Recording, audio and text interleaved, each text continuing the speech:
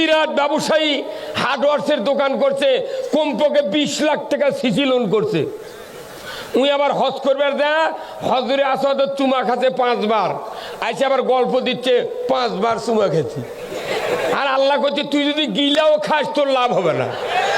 কথা বল, তুই সুদে হাজি, কথা কয় না, কথা ঠিক কিনা?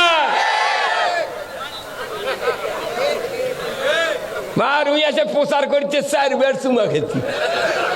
তোর চুমাটি পাউসের গুদিত পরে দেখবি। কথা কর,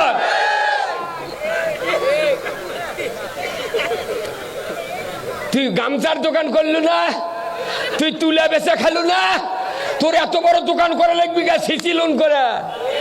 কথা কর। মসজিদের ইমামেরা সিসি লোন করে না, মৌলবীরা করে না, সাধারণ মানুষ করে না, ওরকে দিন যায় না।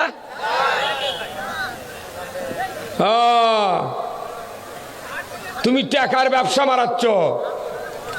সিসি লোন অরিজিনাল সুদি কারবার। এটা কিয়ামতের ময়দানে আল্লাহ বলবি সিসি পার্টি কারা, এরকম একত্র কর।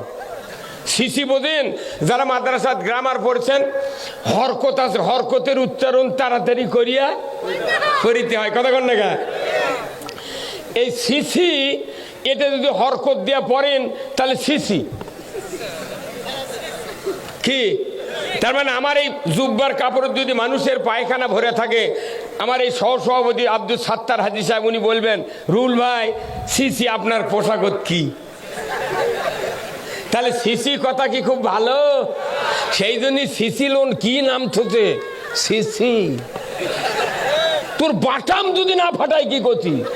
তোর 22 হাত জুব্বা কাউকে লাভ হবে না।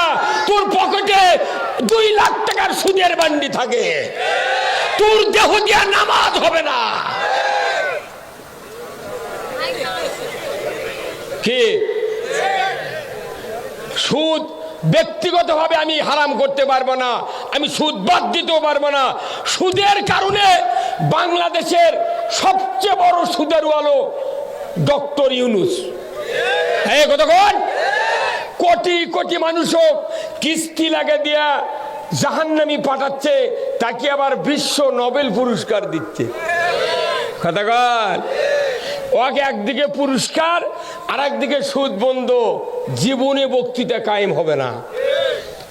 যদি সরকার সুদ বন্ধ করে, ডক্টর ইউনূস, হোসনে আরা, আবেদ আলী, আশা নিরাশা, টাঙ্গাইল বুড়া চ্যাংরা, এরা তবিল তাকে গুছালিয়া বাংলাদেশের সীমানা পার হয়ে দেবে।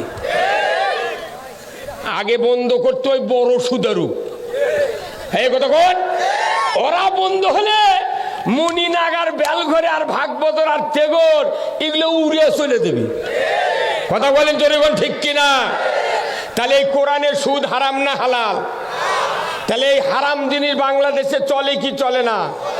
কোনো আবাদত কবুল হবে না, কোনো আবাদত কবুল হবে না।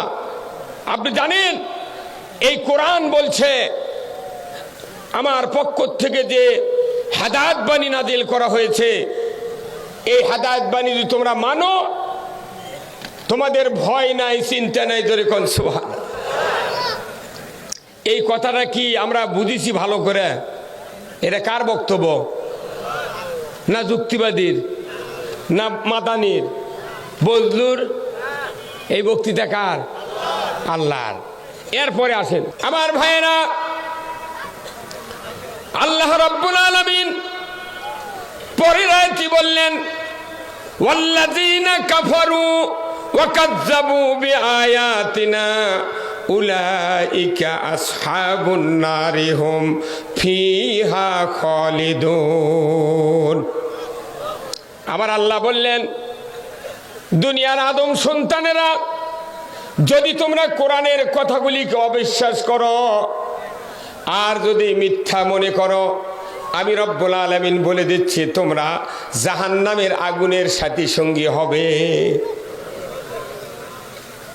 কোরআন না মানলে জাহান্নামে যেতে বাধ্য। কথা বলেন।